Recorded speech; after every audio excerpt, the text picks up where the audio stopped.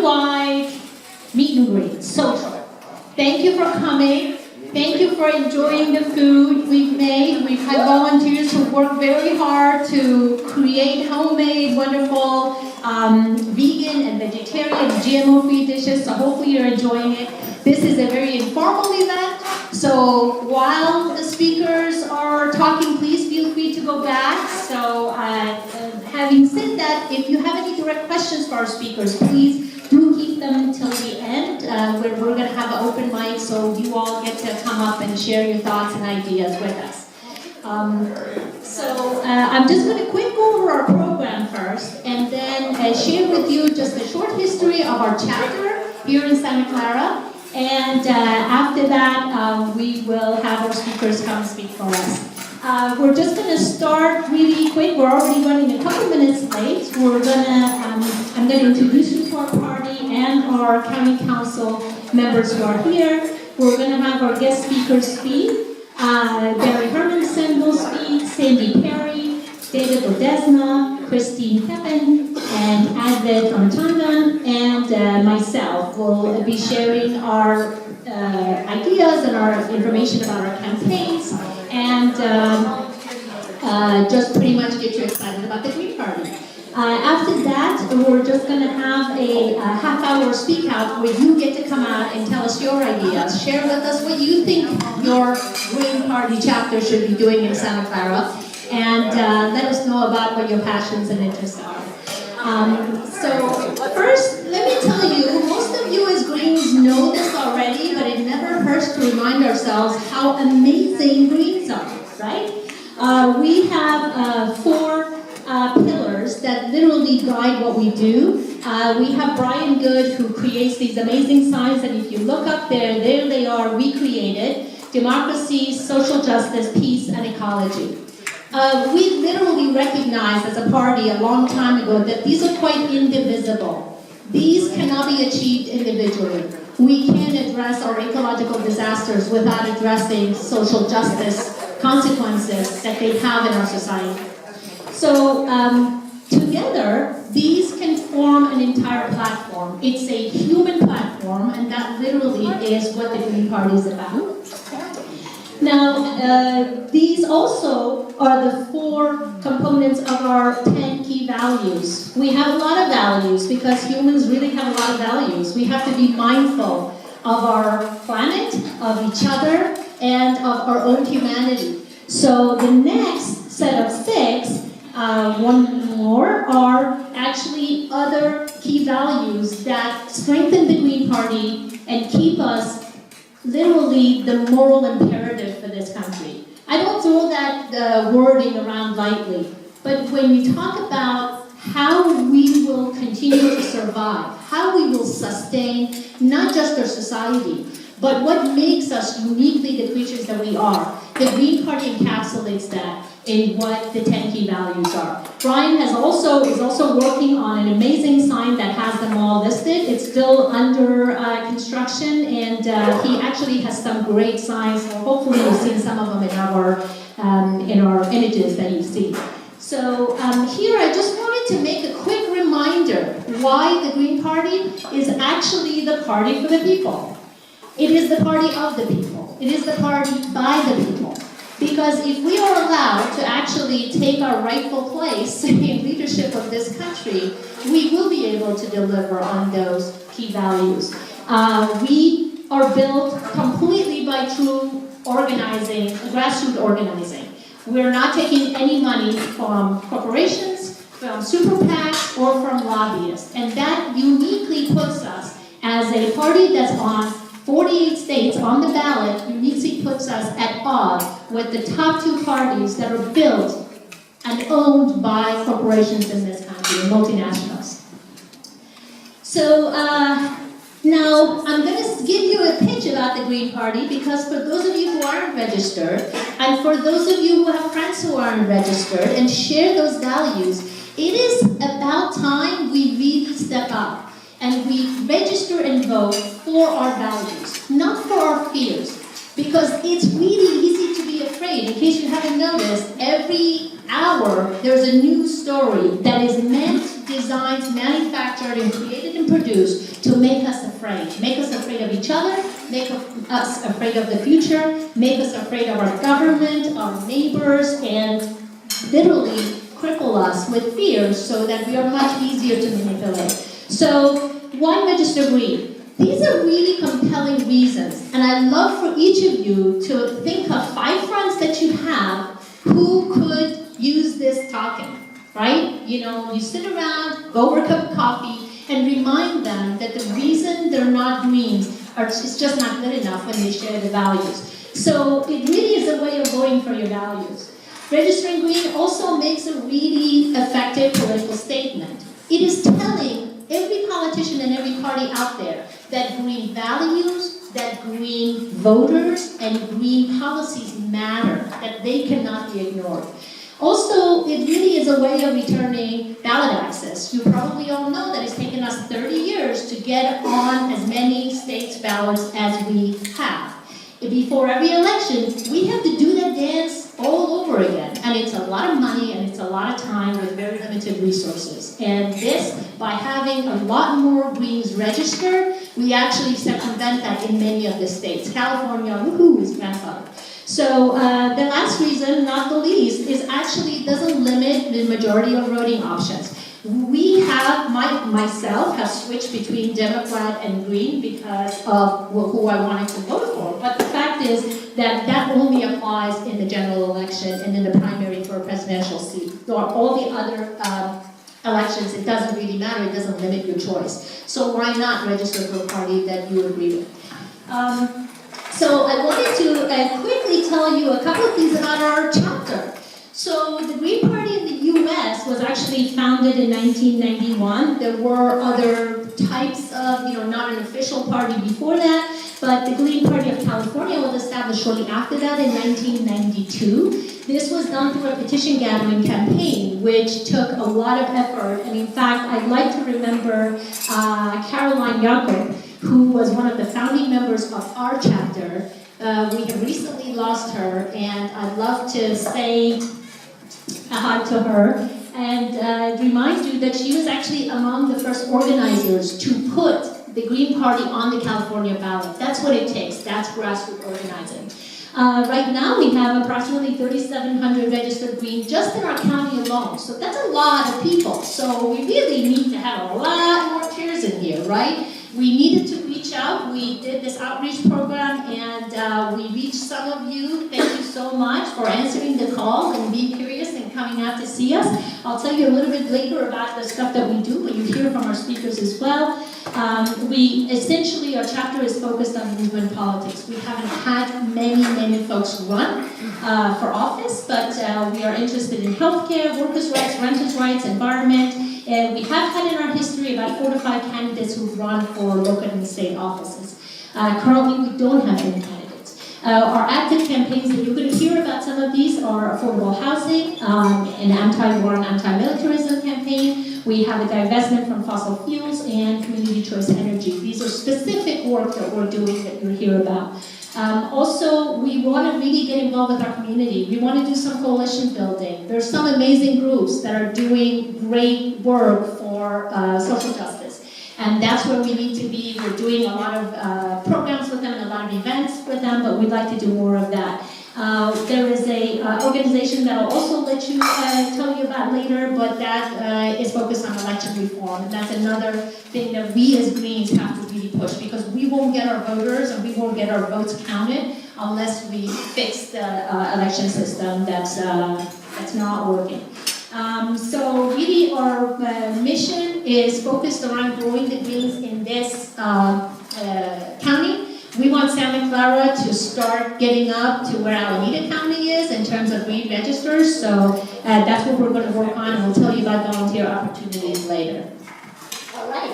So with that, I'd like to ask for speakers to come up as their time and their titles come up. Please do introduce yourself. Tell us the affiliation you have with the Green Party, and discuss your campaign, and also give us a call to action. Let us know what it is that we can do to help the issue and campaign that you're talking about. So I'd like to welcome Barry Hermanson to come and tell us about his campaign. Thank you.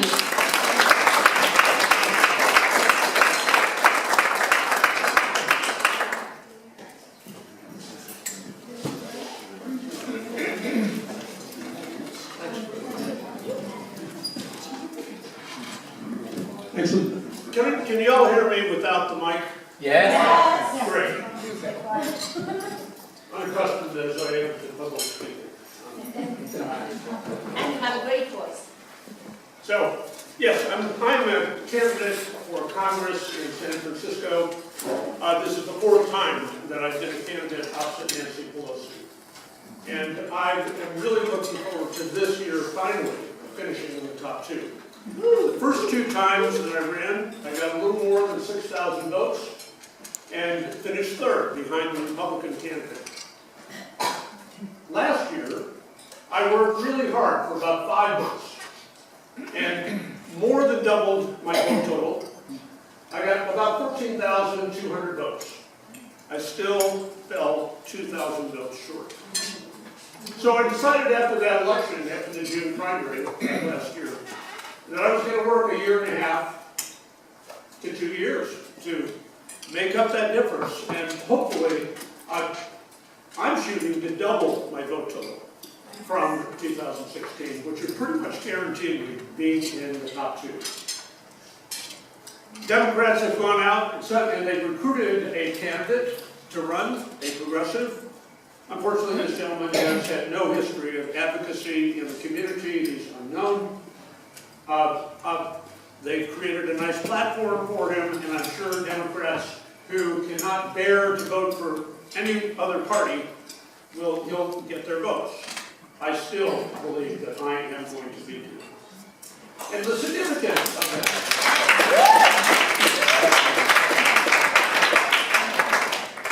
I believe it's much more significant to have a leader in the Green Party up against the leader of the Democratic Party.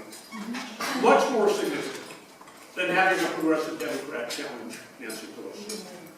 Because what this does is really call into, have us take a look at what is this the Democratic Party actually stands for. And recently, we have had some very explicit examples of that. On the back table there, I brought up some of my campaign cards. I hope that you will take them, share them with other folks. The one that I've been working with since developing this image since 2008. Thank you. U.S. budget priorities. Every year, members of Congress vote overwhelmingly to fund the military, and then they fight over everything else.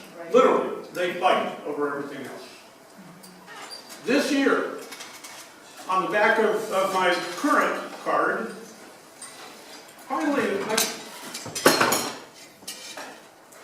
344 to 81 was the vote in July. San Francisco Chronicle reported that it was $30 billion more than the Trump administration had asked for Pentagon operations. $30 billion more. 344 to 81. Nancy Pelosi voted along with 60% of Democrats in the House to provide this extra funding for the Pentagon.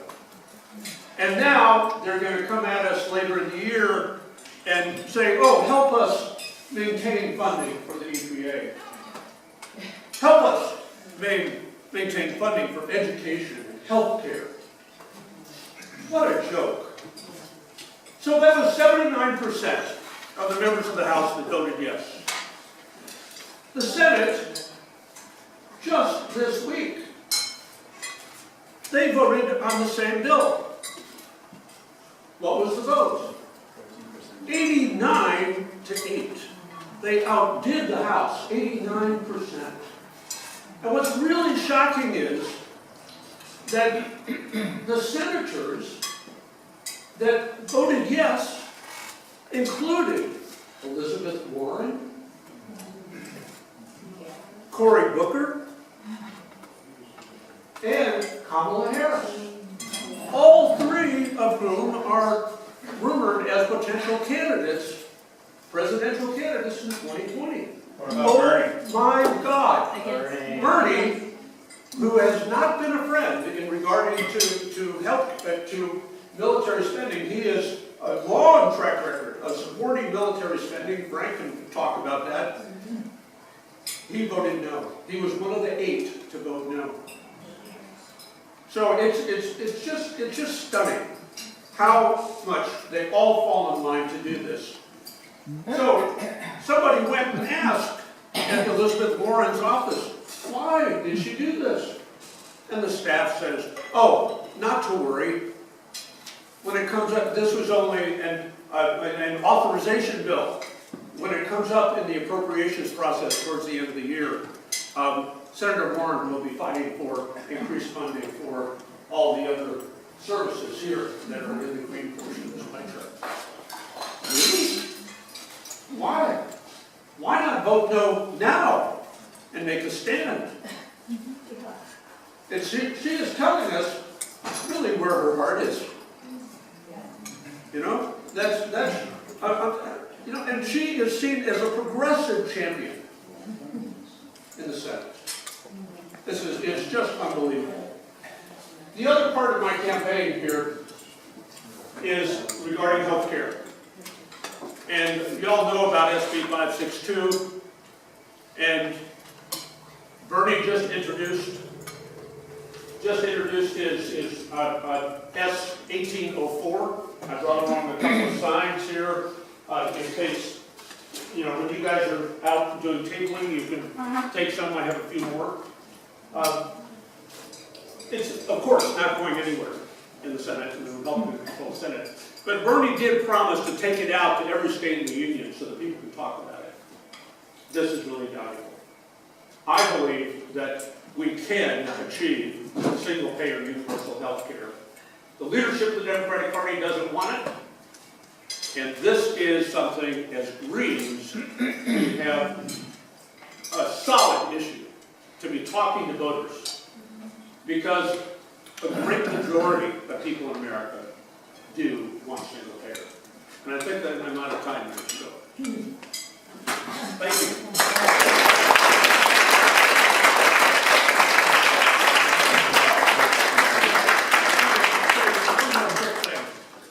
Part of the campaign, what I'm going to do is invite people to come on up to San Francisco and walk the precinct with me.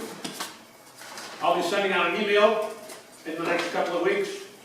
I've got an extra bedroom with a queen-size bed. I'll put you up overnight if you want to stay, do a little sightseeing in town, walk a precinct with me. I'll cook a meal for you. Please do. Come and participate. Yeah. Right. Yeah, and I'm actually, yeah, I can cook.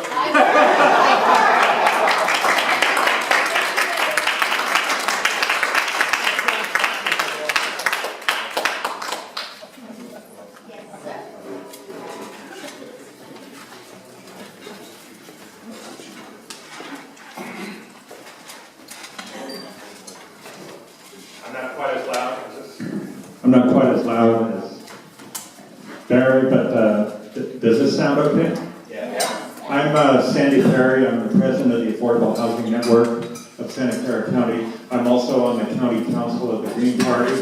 I joined the Green Party in 2012 when a friend of mine, a homeless activist from Philadelphia, ran as a vice presidential candidate with Jill Stein. Her name is Sherry Hakala. And she's been a Green Party stalwart since then. And I'm not quite as stalwart, but I do my best. I've been active in the Green Party since then.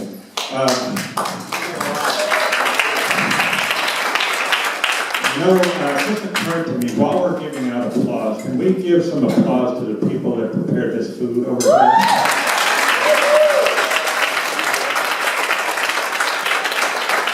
This is a zero waste event. They have places, a cleanup station for your plates, your napkins, and this is a very dedicated crew that we have that prepared food, not to mention the people that prepared this whole event.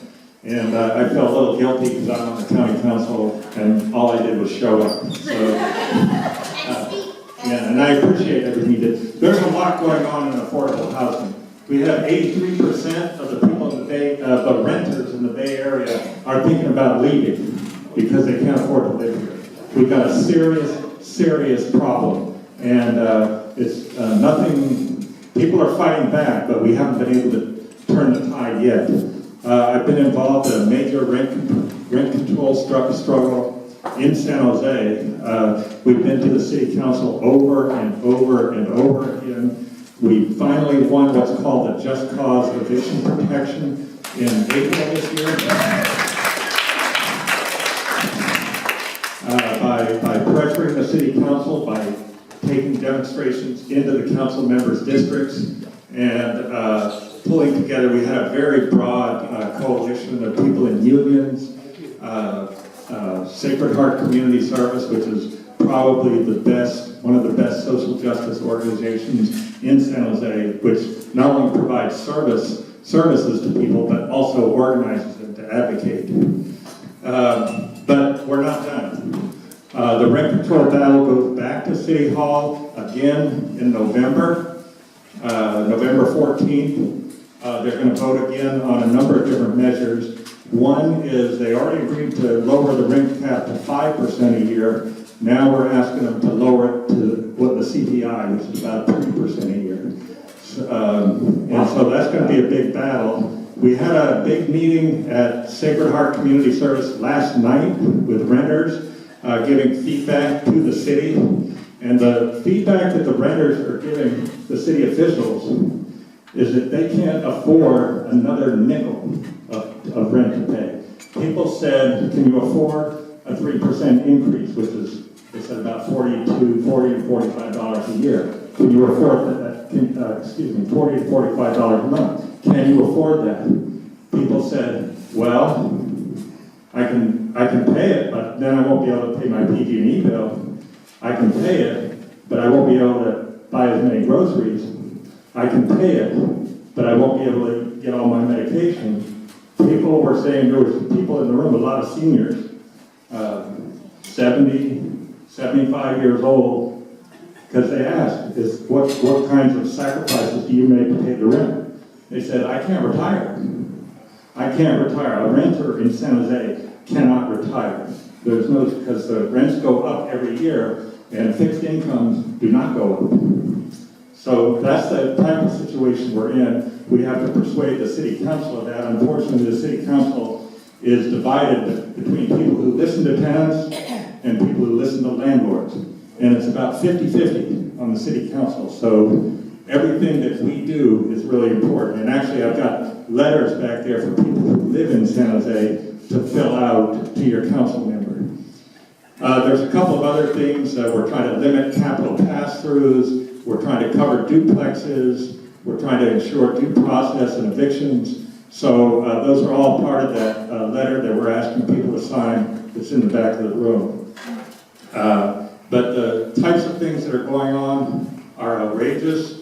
There's not all landlords, but there's a significant number of landlords out there who do nothing but lie, cheat, and steal. We had tenants last night who came in with stories about the landlord requiring them to pay for fumigation when the vermin come into their apartments. A window gets broken by somebody, a kid playing out in the street that's not related to the tenant, and the tenant's forced to pay $400 to fix the window. So anyway, I think I better move on. I'm seeing the timekeeper back there. We're also involved in fighting against Google coming to San Jose. The Google coming to San Jose, they're going to bring 20,000 jobs here, and they're not making any commitment to build housing.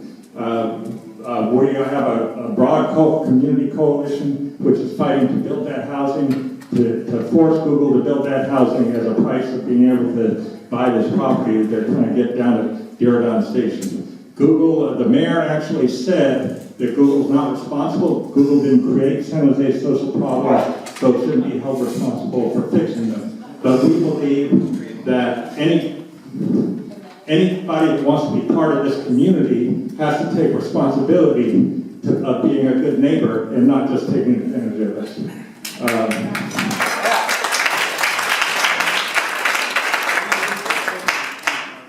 Affordable Housing Network's also been involved in dealing with the homeless issue. We've been fighting NIMBYs around this tiny home thing. We're fighting for sanctioned encampments for homeless people so they don't get swept and have their property dumped and taken away and have their rights violated over and over again so they aren't treated like outcasts.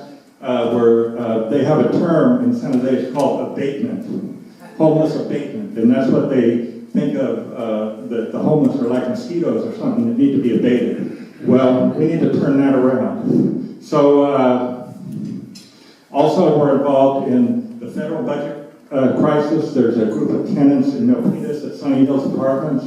The landlord has said he wants to opt out of his HUD contract and build $1 million condos and put these 150 families out on the streets. So we've got those people organized, so we're involved in Milpitas also.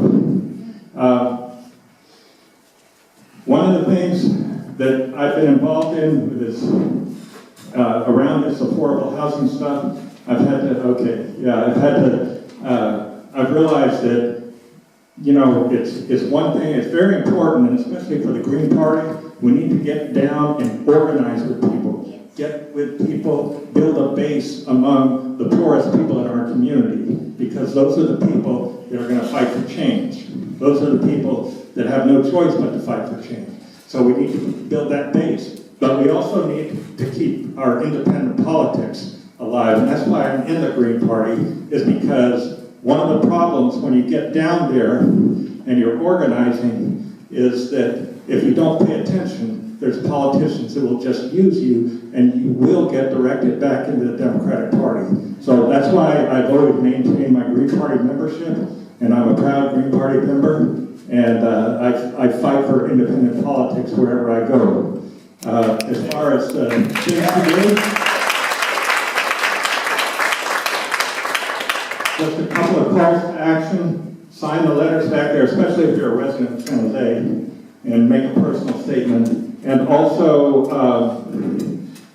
City Council, November 14th for rent control. Yeah. And the other thing, we're participating in a big march with the Unite Here Union in downtown San Jose on October 19th. And I can put these on the Green Party Facebook page.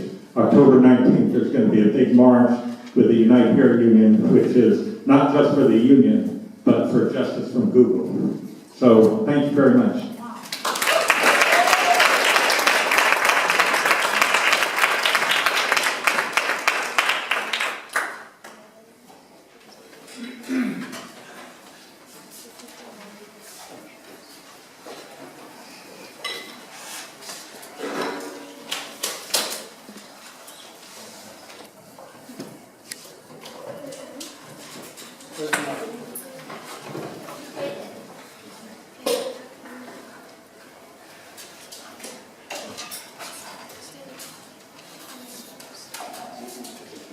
Hello, everybody. My name is David Ledesma.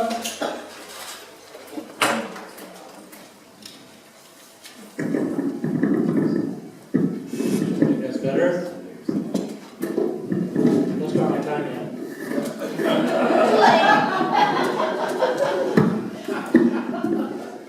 Okay? Okay, hi, everybody. My name is David Ledesma. I'm a recent Green. I've been independent from the Democratic Party for many years. But just to give you a little background on myself, I got involved in activism back in, what I'm doing now, back in 2003, when the U.S. invaded Iraq.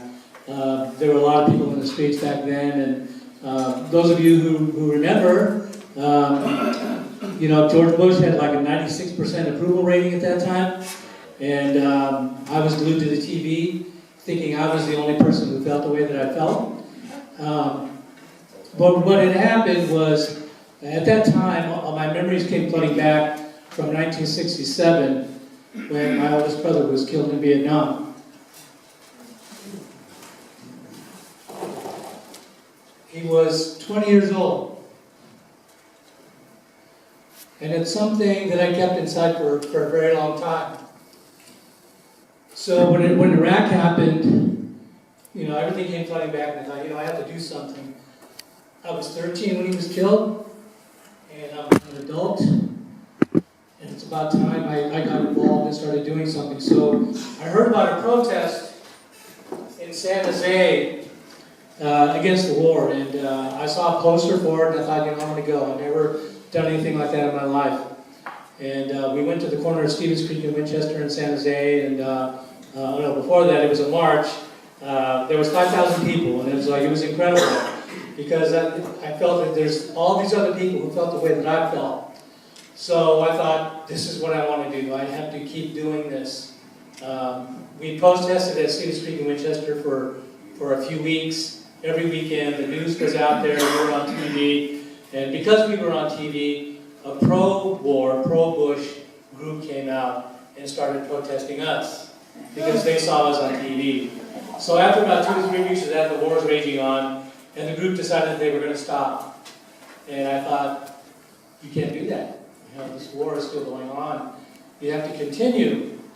So I just went out there by myself, because I knew that that's what was needed. We needed to let the public know that there were people in America that were against that war. And I've been out there every weekend ever since, for the last 14 years.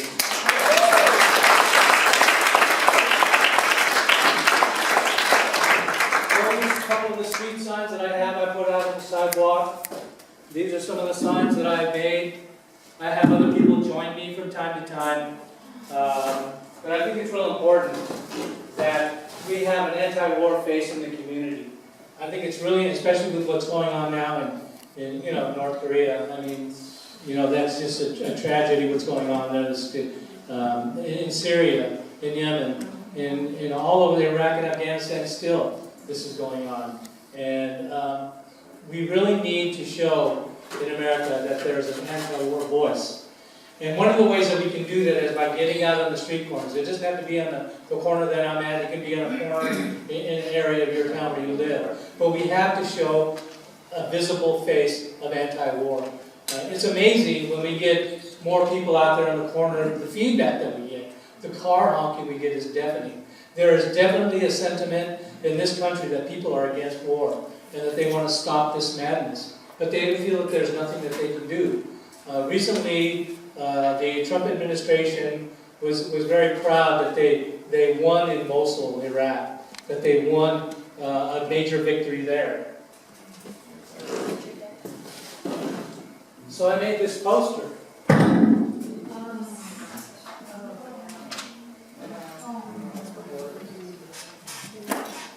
There are people living like this right now. And not just in Iraq and Afghanistan, in Syria, in Yemen, where diseases are breaking out. So I think it's really important that to make a decision about what you're going to do with your life and what you're going to do to participate. It may not be standing on a street corner like me. It might be, doing any number of things that you can do to be active to support a peace and justice movement in this country. But as Green Party members, I like to think that, we think a little bit more elevated than everybody else.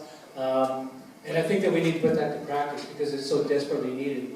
Living here in Silicon Valley, a lot of us are fortunate. I mean, I have a comfortable life, but like I told others before, I'm not doing this for me. I'm doing it for these people. And it's really important that all of you find something in your life that you can give back to the community because there's such a dire need. There are people suffering and dying all around this planet.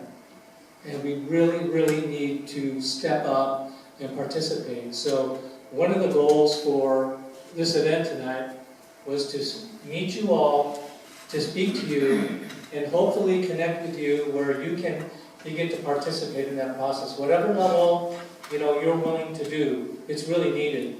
There was just a tiny handful of people that put this event on together today. And we really would like to see more people get involved at whatever level. So that's what I have to present. Oh, I also do counter recruitment in high school campuses. I've been on high school campuses for the last 13 years, doing counter recruitment, countering military recruiters. I've been lucky enough to have 2 stable campuses that I'm at, Santa Clara High School and Wilcox High School. I set up a table. I have a poster board photo of my brother, and another poster board I made telling kids, do something peaceful with your life after high school, and I have listed a number of professions of things that they can do. So when they come to my table, I tell them, you know, do something peaceful. You don't have to join the military. There's other options that you have. You know, don't be a part of the killing machine. So I've been doing that for the last 13 years, every week. It's really rewarding. I mean, I've, talked to a lot of kids who changed their mind about going into the military. And I realize that if a young person decides they're going to go into the military, they're going to do it. And there's nothing I can do to stop that. But I know that there are several kids who have not joined the military because there's been a presence of peace on the campus. And I'm going to continue to do that. Thank you.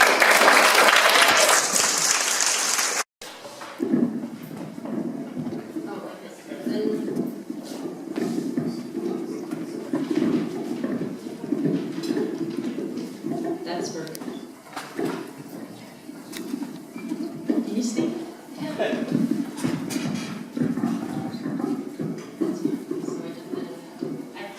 Can you hear me well? Yeah, like this?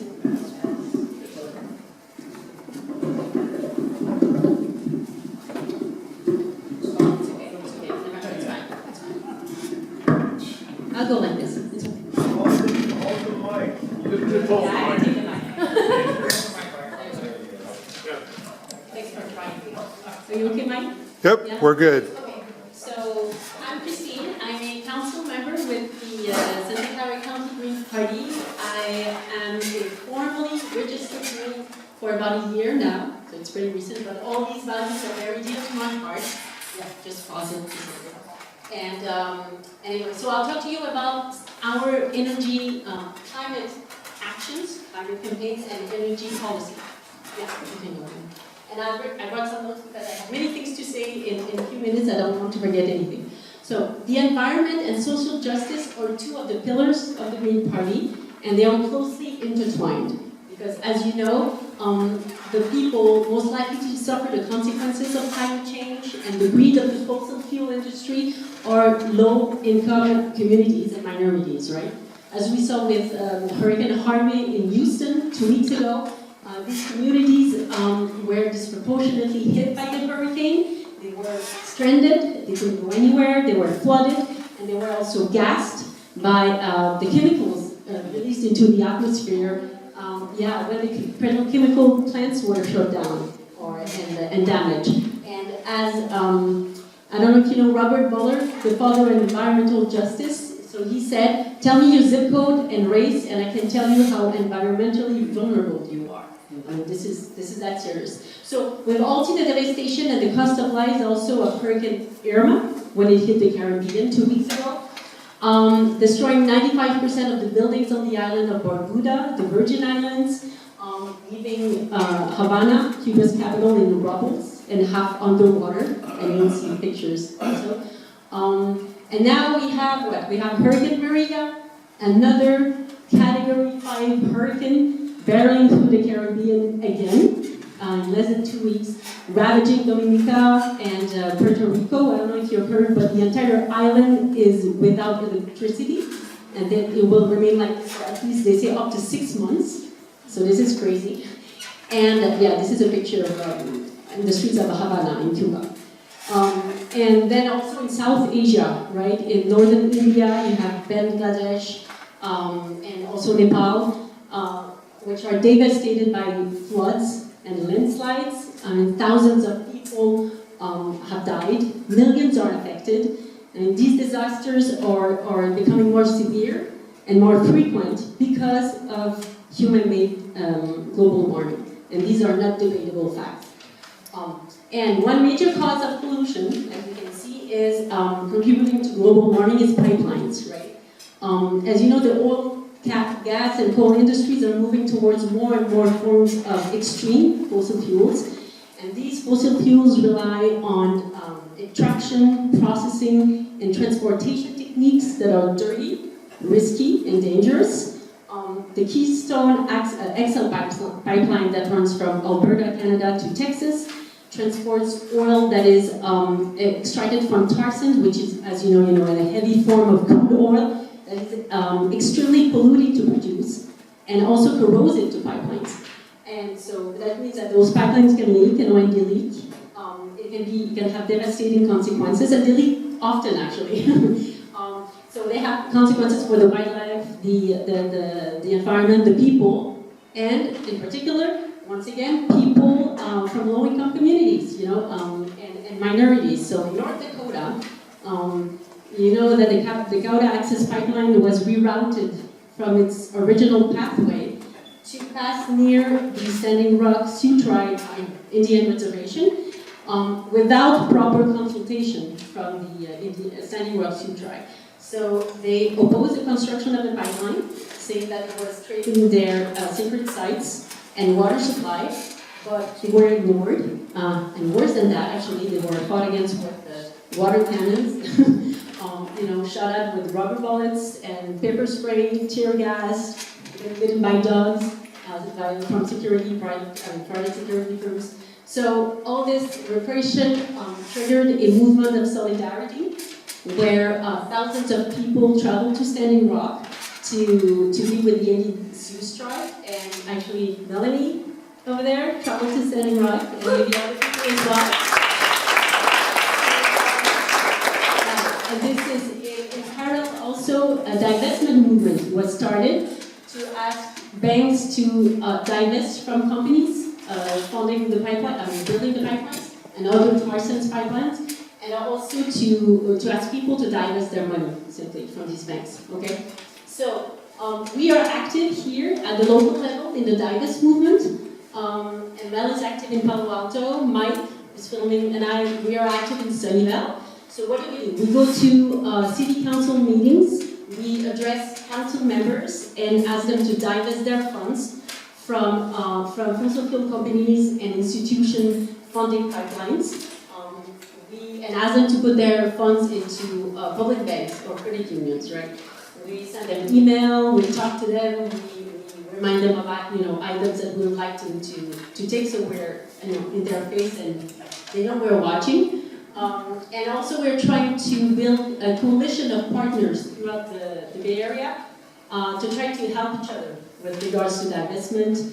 I know it is active in the Divest Silicon Valley, so in Camel. So that's awesome, so we're trying to be there for each other. And last June, actually, the Sunnyvale City Council passed a resolution that, quote, limit or eliminate direct or indirect investment of public funds to support the production of drilling of fossil fuels. So, yeah, that was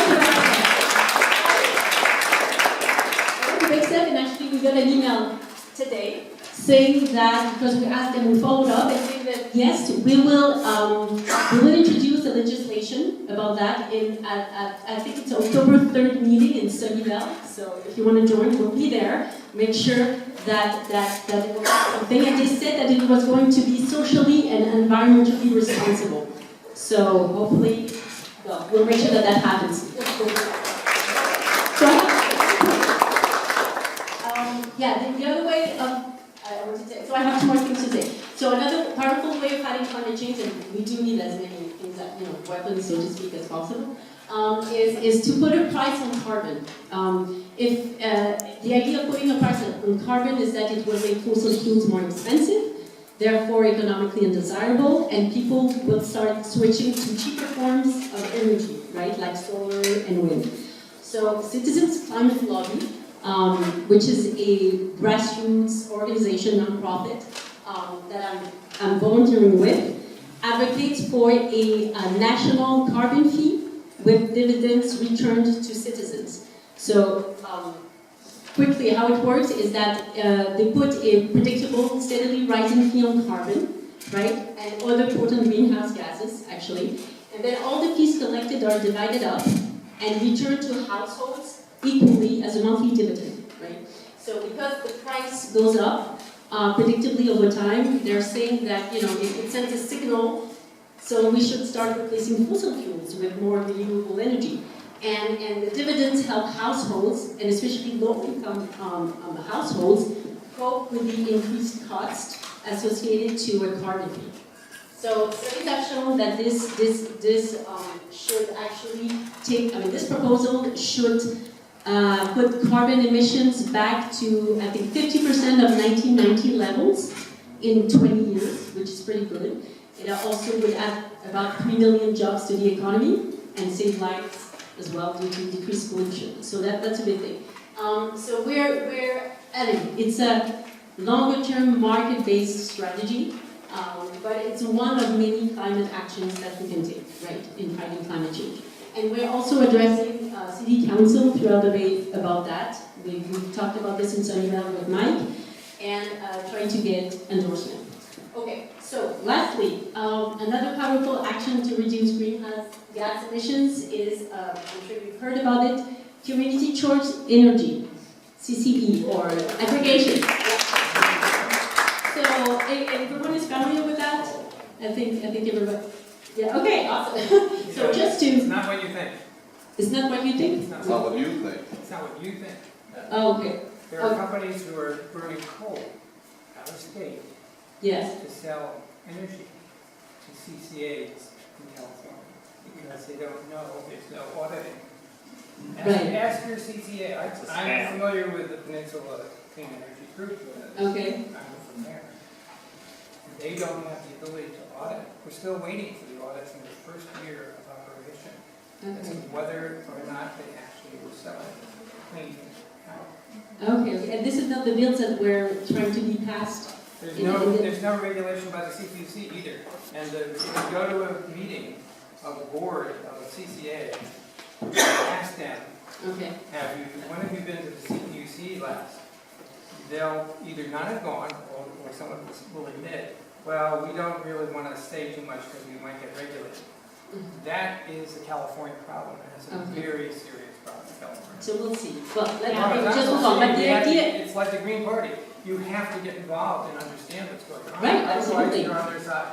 but a lot of people were behind it. Yeah, you want to say something, Sharon? Well, I'm hoping to be on the Citizens Advisory Committee for the San Jose. Yeah, I'd be very happy to talk to them. So I would like, Yeah, to connect with you. We talked with the San Diego County City Great. supervisors Okay. in January of last year, before they actually set it up. And they don't really care, because for them, it's a way of having a job in a semi-governmental position. Okay, After okay. they retire or can't get elected again. Okay. We can talk a little bit more after that. But the idea is still to try to prioritize, local energy generation and create local jobs. So this is something that we can support. And there's a program right now going on, which is Silicon Valley Clean Energy, that offers, I think it serves about 12 cities in Santa Clara County, and among them Sunnyvale, Mountain View, and Los Altos. And we have 100% carbon-free electricity and 50% renewable, I think, and then you can operate to 100% renewable if you want to. And then last May, San Jose City Council, right, that voted unanimously to create a new CCE called, I think, San Jose Clean Energy. That is expected to launch, I think, next spring. And then Nassim and Cheryl were quite involved in this and helped it make it happen. So I think this is something that we just should. So I think that's about it. I'm done. So hopefully you'll join us. Thank you.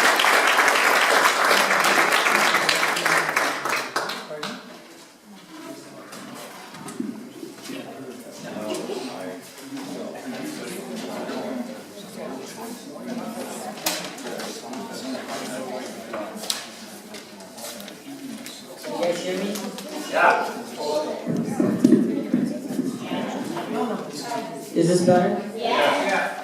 Okay. So, hi everybody. My name is Advyth Ramachandran, and I'm a member of the Youth Caucus of the Green Party. I'm a fairly recent member, seeing as I'm only 16. I really started only becoming politically conscious very recently with the 2016 election. But I find a lot of hope in the Green Party, and I supported Bernie. I was very, interested in Bernie's campaign. And when Bernie was cheated of the nomination, I started reading a lot, and I felt like I learned a lot following that. I read Ecotopia by Ernest Callenbach, which is an environmental classic, which I really, really enjoyed, and that inspired me to learn more about the green movement. Eventually, I think I found my place here at the Green Party.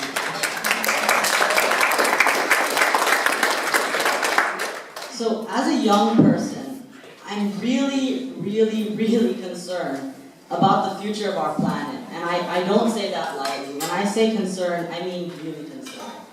And, if you look at the facts, and you look at the reality of what we are facing, I was just reading, I read a few days ago, I was looking, there's a good tool by Climate Central, it's called Surging Seas. It allows you to see sea level rise projections for the various warming scenarios. So, what I found, looking at our own county, is that if we warm the earth 4 more degrees Celsius, our coastline will be at Mineta San Jose International Airport. And that is something I do not want to see. We will lose Advyth to the sea. We will lose it. And it will be in my lifetime if nothing is done today. And I believe my generation and the future generations have a right to enjoy the same world that the previous generations were able to enjoy and thrive in. And this is not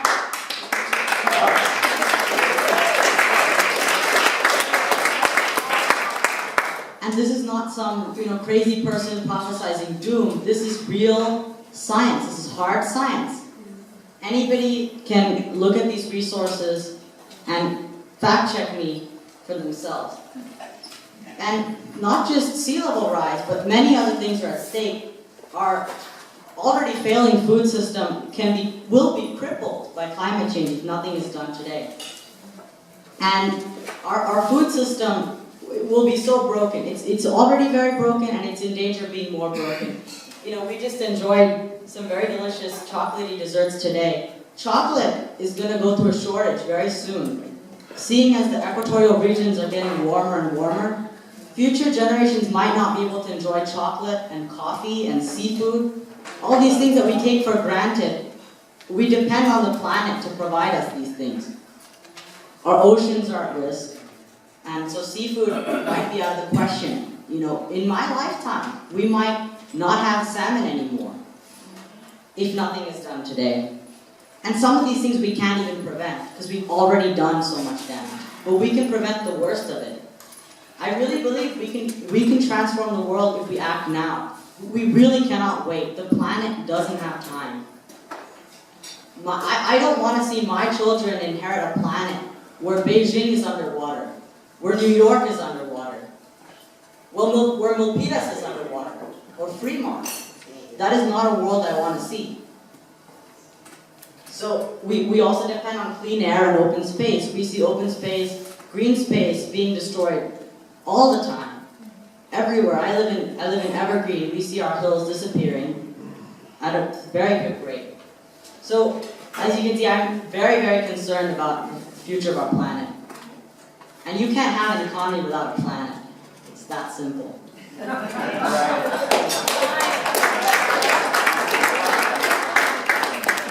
So the first step is personal choice and individual choice. You vote with your wallet, right? Today, we had a waste-free, vegetarian, organic meal. And that itself saved us so much of carbon.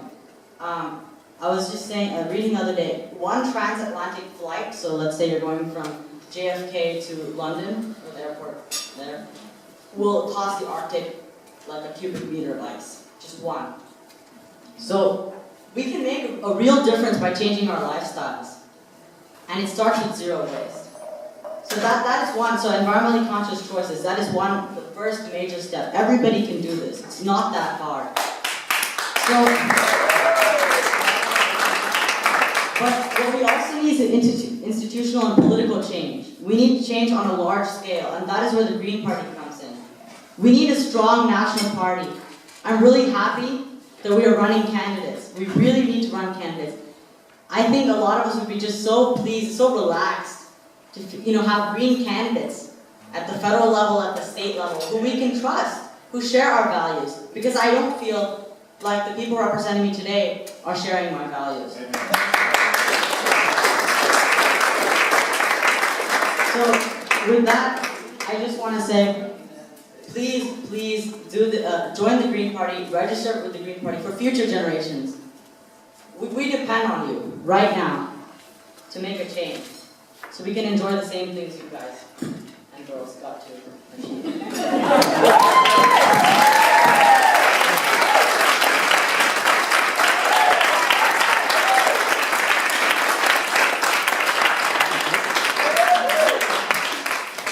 All right, I have the tough job of following Advyth. So I want to thank each and every one of our speakers. You are amazing. I said we want to celebrate and remind everybody how awesome we are, and they've proven it. So let's give them all a big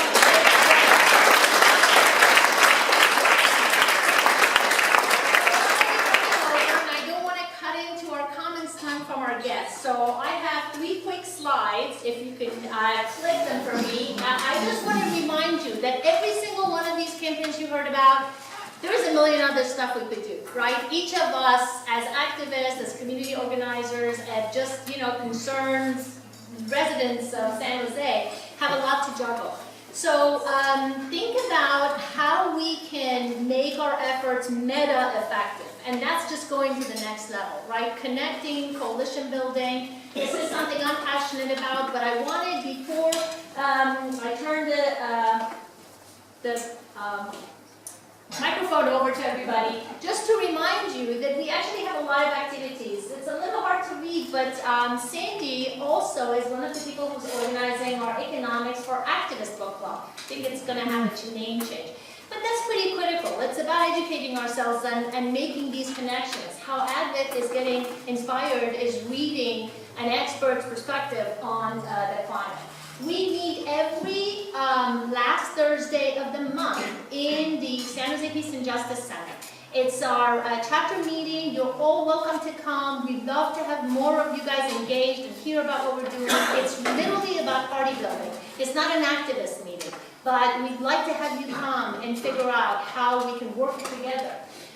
So the Economics Activist actually meets every last Monday of every month. We've had a movie night. Robert Ledesma, who also another county council, has been managing the movie night, and he shows a documentary. I think Cheryl also is helping with that, and they're documentaries that are critical in allowing us to understand the issues that we face today. We were one of the organizers and helped organize this amazing event with the Adaptable Legal Update. And this was a couple of weeks ago. Mel was involved, and Bob, John were working hard at that event. We also marched in the parade. We've been in 2 parades this year, which is pretty fun. I never actually marched in a parade before. We had some fun, and we also have been showing up to farmers market. We've had about over 180 events in the last year, so it's a lot of work that's happening. So if you actually check your programs that you all have, on the back of it, you're going to see the contact information from our awesome speakers tonight. So if you're inspired by them, please contact them, join us. And if you are interested in joining our activities, we are looking for volunteers, we're looking for help in everything we do.